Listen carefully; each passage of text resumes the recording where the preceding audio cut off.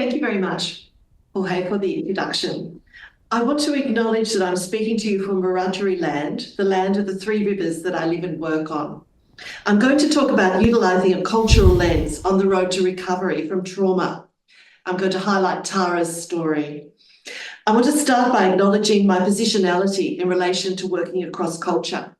I'm Australian born and familiar with many of the dominant cultural concepts and current debates shaping ideas in the English speaking world. I try to practice cultural humility and respectful curiosity about cross-cultural differences. I want to acknowledge the many things that I've learned from this work and the many things that I do not know.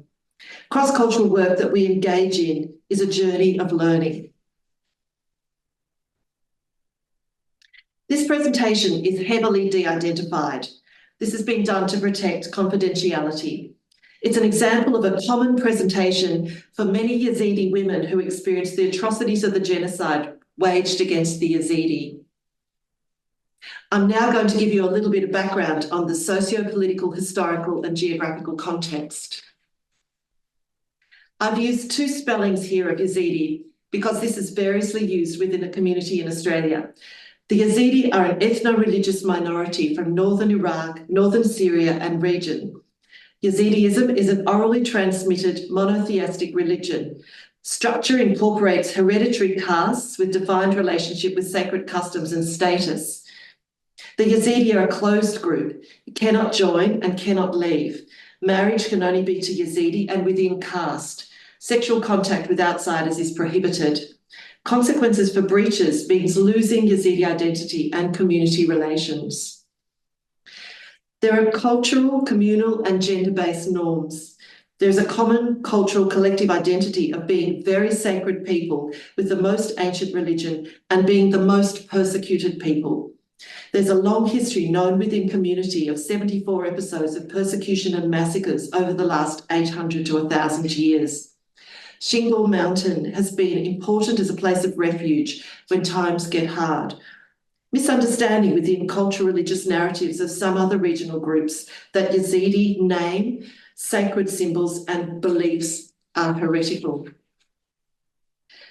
Between 2013 and 2017, ISIS Islamic fundamentalist militants committed atrocities against the civilian population in Iraq and Syria. Yazidis were among the most severely affected communities targeted due to their ethnicity and religion. The United Nations has acknowledged this as genocide. On 3rd of August 2014, the ancestral home of Yazidis in Shingal was attacked by ISIS, who killed, kidnapped, enslaved thousands of men, women and children. Many fled up the Shingal Mountain and endured deprivation of food, water and shelter during their refugee flight. And many were displaced to refugee camps in Turkey and internally displaced persons camps in Iraqi Kurdistan. This year is the 10th anniversary of the Yazidi genocide. The theoretical framework that informs this case presentation includes cultural expression of distress from DSM-5, cultural meanings of torture experience outlined by Kirrmaier, and conceptual model for counselling people affected by trauma across culture, which is my work. All forms of distress are locally shaped, including DSM disorders such as PTSD, which started as cultural syndromes, which were accepted because of their clinical and research utility. Cultural concepts of distress are the ways that cultural groups experience, understand and communicate suffering. There are culturally patterned differences in symptoms, ways of talking about distress and perceived causes. These are associated with coping strategies and patterns of help seeking. They're not endorsed by everyone in a culture and they change across groups and time. They're explanations of experiences of distress rather than distinct configurations of symptoms. Assess culture and engagement with dominant or resettled culture separately and include acculturation distress. Cultural syndromes are clusters of attributions recognised locally as coherent patterns of experience. Cultural idioms of distress provide shared ways of experiencing and talking about personal and social concerns. Cultural explanations or causes are labels and features of an explanatory model for symptoms or distress. Kirrmaier outlines the cultural meanings of torture experience. All forms of torture follow a logic rooted in human biology and local, social, and cultural meanings or of experience. Understanding the impact of specific forms of torture on individuals requires knowledge of learning histories and personal and cultural meanings of specific kinds of violence.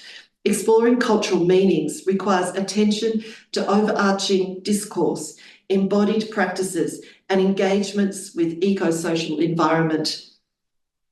Treatment and recovery are guided by knowledge of cultural meanings, dynamics and strategies for coping with catastrophic threats, injury, humiliation, and loss. The universal conceptual model for counselling and group work across cultures for people affected by trauma and intergenerational trauma. This model is derived from examination of the literature of what women from Eastern Democratic Republic of Congo who experienced conflict-related sexual violence report helped recovery. The universal model may assist counsellors to utilise cultural sensitivity, cultural flexibility, and to foster cultural collaboration with trauma-affected people to promote well-being. It provides a map for thinking about where in the process the focus for healing is taking place and what other sources and focus may assist. Features include Western ideas for trauma healing, resources from cultural worldview, and community empowerment, intersecting to focus on cultural ways of healing, challenging stigma, and understanding causes of trauma.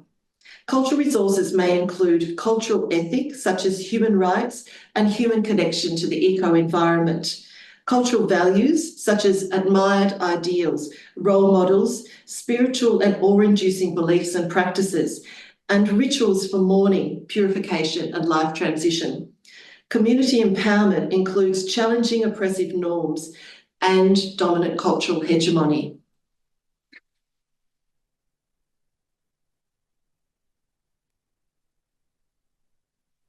Tara, not her real name, is a 32-year-old Yazidi woman with no formal education, married with 2 children. Her husband is deceased. She arrived in Australia on humanitarian visa with her children and was seen regularly over 18 months. At first presentation, she appeared older than her age. She was initially cautious but readily engaged. She used eye contact but sometimes had her head bowed. She was able to smile and was tearful in context of discussion about her distress. Tara was raised in a large extended family with close bonds, particularly to her mother and sisters. At marriage, she moved to live with her husband's family, with his parents and sisters. She had never lived apart from her family or husband's family until the Yazidi genocide. Husband died in Shingal because of ISIS, along with other family and neighbours. Tara and children were kidnapped and held captive in ISIS-held territory for 1 year until they escaped. Relatives are living in insecure and impoverished conditions in internally displaced persons camp in Kurdistan, Iraq. Other family members fled and are now in Germany. In Australia, she lives with her children. Brother-in-law and his family are also in Australia, in another town. Tara witnessed atrocities and killings when the village was invaded by ISIS. She was attacked, threatened, and captured by ISIS militants. She experienced sexual assault, cruelty, kept in isolation, and forced conversion. She experienced dangerous flight and lived in refugee camps, circumstances of deprivation. Tara has a complex presentation. She felt fear all the time and was hypervigilant. She had intrusive memories and flashback memories. She has frequent nightmares, poor sleep, and was afraid to sleep because of the nightmares.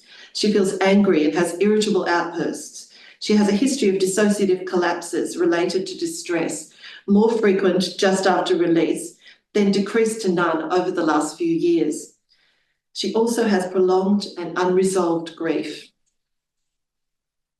On initial assessment, Tara was symptomatic for PTSD, anxiety, and depression. She also reported very limited sense of well-being. This formulation by Oroch and Coelho, the complex interaction of challenges, acknowledges the contribution of culture. Of note, international event stresses includes ongoing insecurity in Shingal and internally displaced persons camps, opening of mass graves, return of kidnapped girls and women used as sex slaves by ISIS, family and neighbours are still missing, and the anniversary of the Yazidi genocide. All are reminders of cultural persecution. Resettlement and cultural transition includes not being able to participate in English language classes due to trauma acuity, which hampers settlement. Protective factors include Yazidi identity and religious belief. Tara's goals were to be a good woman and mother and have a normal life. My therapeutic goals were aligned with Tara's goals.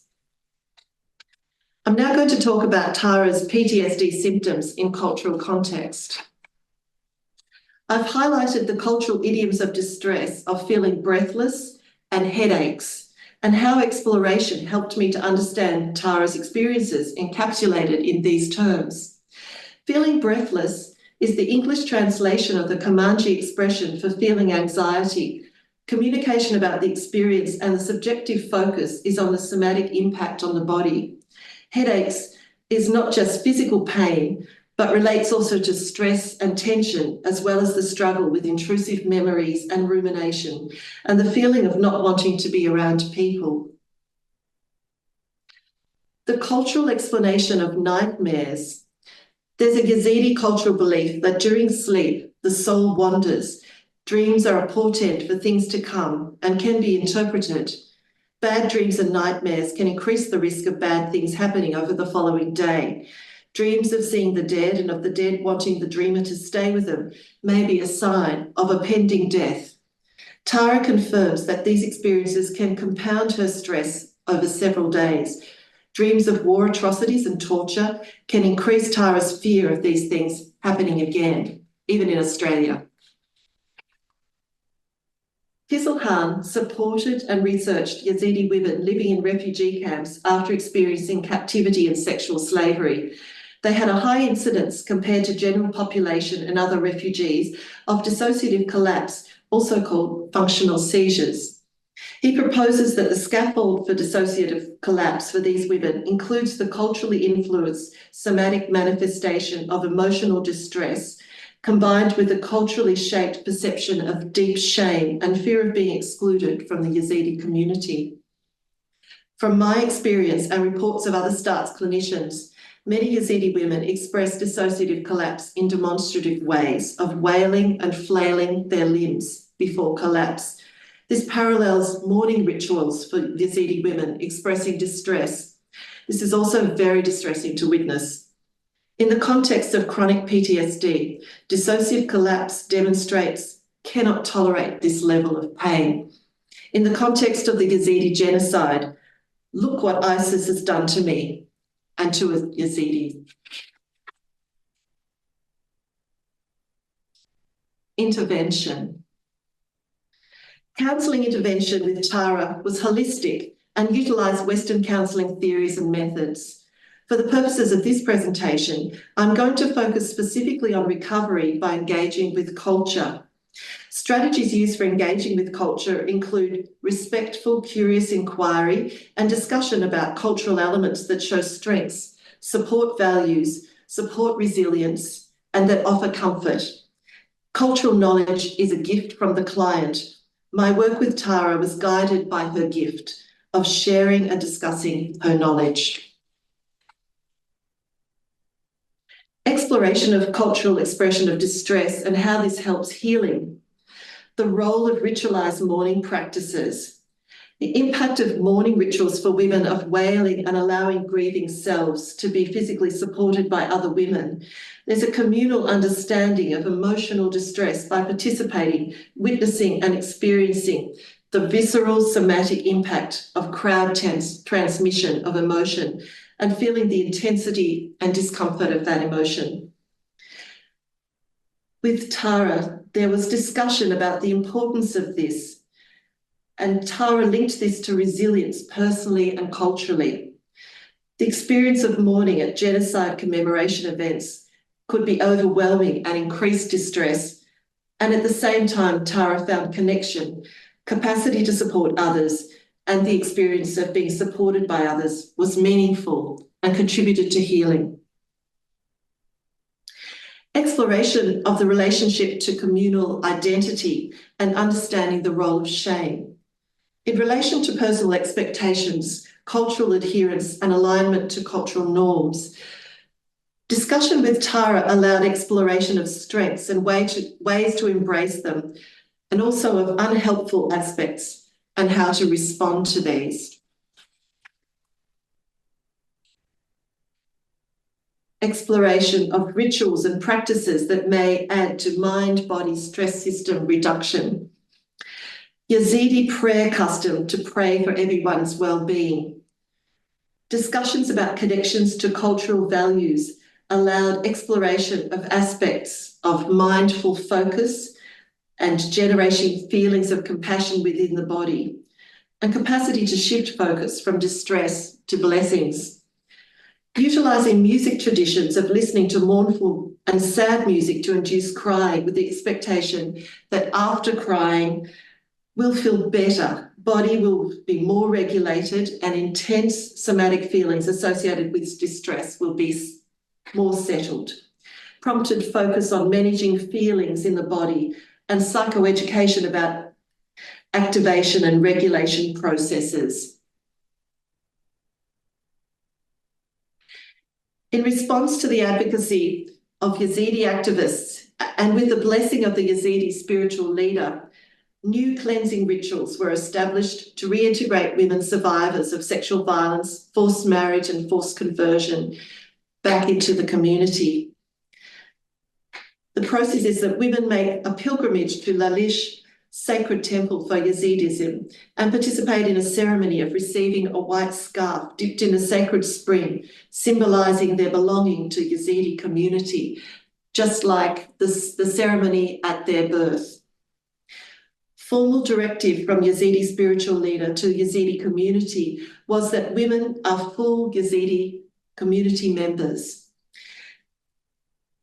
Discussion with Tara about the meaning that this had for her and how it contributed to her identity was an important element of really linking this change in culture to Tara's own experience. Discussions about the capacity for transformative change from long-held taboos, the capacity to change stigmatising and ostracising practices and reconnect to acceptance and inclusion. The visceral memory of the ceremony was used therapeutically as a healing memory of worthiness, safety, and comfort.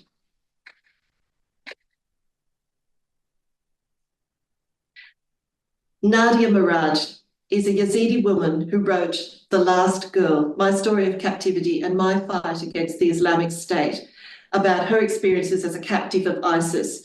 She won the Nobel Peace Prize in 2018 and many other awards for her work informing the world about the Yazidi genocide, promoting peace and advocating against sexual violence in conflict. Nadia Murad is a role model who's empowering, inspiring, and healing for other women. Challenges for me related to potential client caution about discussing elements of religious significance due to the sacredness of the religion and the history of misinterpretation and persecution. It is, though, not necessary to know all the things to use culture meaningfully to support recovery from war, torture, and trauma impacts. Outcomes. Tara developed a more coherent story of her trauma experiences that emphasise her values and acts of resistance aligned to her community and cultural identity, despite the torture and deprivation she was subjected to. She had increased capacity to articulate life experience in terms of values, strengths, resilience, and resistance that supported a desired self in community and within culture. She also had increased capacity to manage intrusive fear responses, intrusive memories, and nightmares by a range of interventions, including culturally meaningful strategies. She was able to engage with body and mind stress management strategies when distressed including some linked to cultural practices. Tara self-reports that these were helpful, although not always so, and not completely. Final assessment. Tara was much less symptomatic for PTSD and no longer symptomatic for anxiety and depression. She also reported improved well-being. We both agreed to finish therapy with the knowledge that re-referral can be made when needed. Tara has plans to pursue other aspects of her settlement. She's more focused on her life in the world. Thank you for the opportunity to present to you today. If you want to see an image of the ceremony at La Lèche, I recommend the Graham Harrison article from The Guardian that is here in these references.